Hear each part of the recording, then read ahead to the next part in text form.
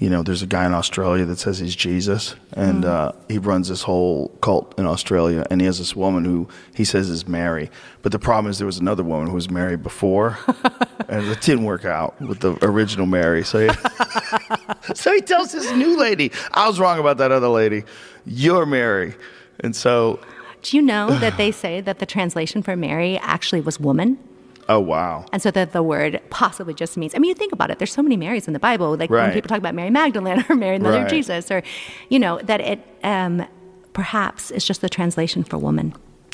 Jesus as a historical figure is controversial. There's people that say that there's absolute evidence for Jesus, but then there's people that say, do you know how much historical record we have on people that lived thousands of years before Jesus? There's people that lived... that they know what they said, they know where they ate, they know where they went, they know so much about them. But the Jesus one is kind of, there's people that say yes, there's historical documents that show he existed, and then there's a bunch of documentaries that you can watch that boy, the evidence is kind of sketchy.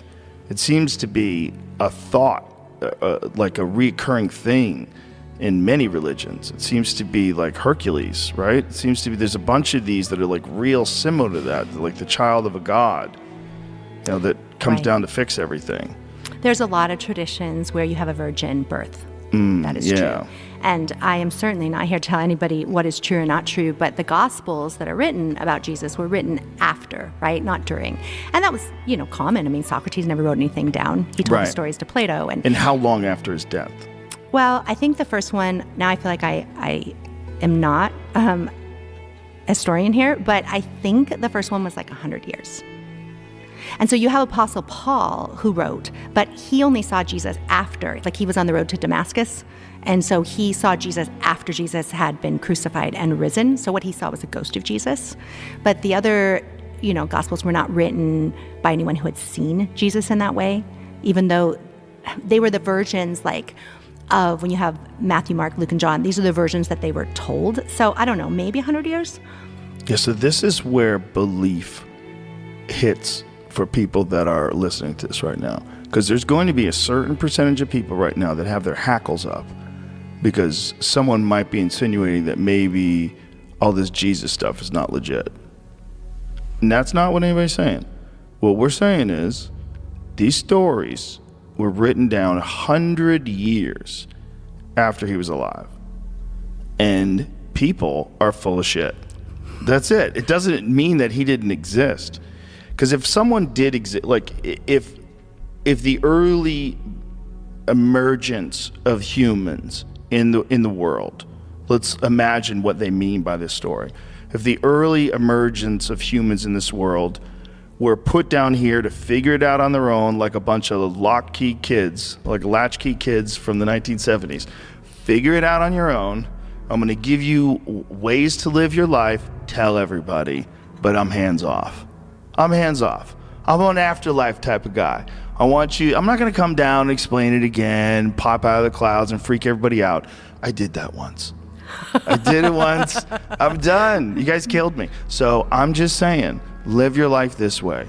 If that was a real thing, what would be any different than the Bible?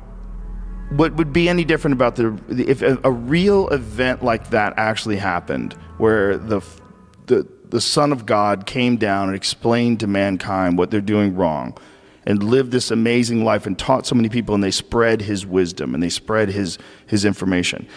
It wouldn't be any different than the Bible, because you're still, even if it was very clear what he was saying and very clear what he had done and the impact and how they all knew he was the Son of God. By the time 100 years go by, people talking about it, who the knows? Who knows? Yeah, but you know what Jesus did really well? So Jesus didn't write anything down, right? He was a storyteller. Jesus told a lot of parables, and those are easier to remember. So if you listen to his Sermon on the Mount or, these various things, it's possible that some of these stories, which they can be interpreted more than one way, but to say that, have you heard the expression casting pearls to swine? Yes. Okay, what does that mean?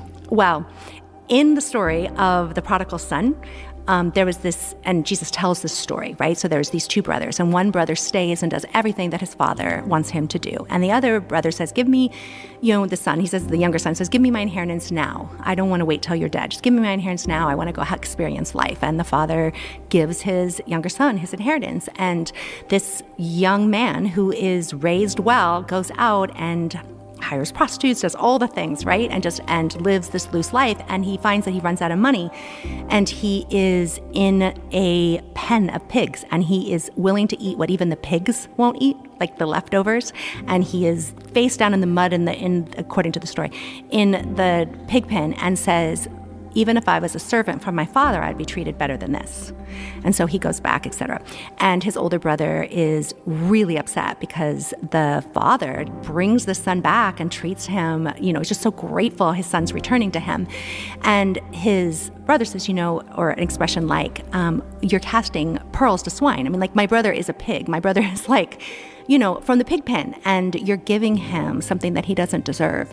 And that whole story, I mean, you can interpret it any way you want, but this idea that you tell stories like this and someone could say, God is willing to take you back, and perhaps even better if you have experienced life, and that just being obedient isn't the only way to live a life. Maybe I don't know what the real interpretation is, right? But like, when you read a story like that, or you hear the story, Jesus didn't write it down, but if he told that story, then now people come to that and they think, what does that mean? Does that mean when I find myself in a pig pen that I can repent and go back? What does it mean? Isn't it funny that Jesus is a storyteller? Yeah, I love that. Because a storyteller is a person who stands in front of people and commands attention. And we know how that goes, right? Yeah, well, you're a storyteller. Well, sort of. You don't think you're a storyteller? I talk shit on stage, so it's just jokes. And but those are stories. Some of them are stories, yeah. Some of them are just making fun of things. Yeah. It's different than someone who, like, tells you stories and imparts wisdom. Like, if someone's standing in front of a group of people imparting wisdom, that's a very bizarre relationship. It's a very slippery position for the person that has the podium. Very slippery.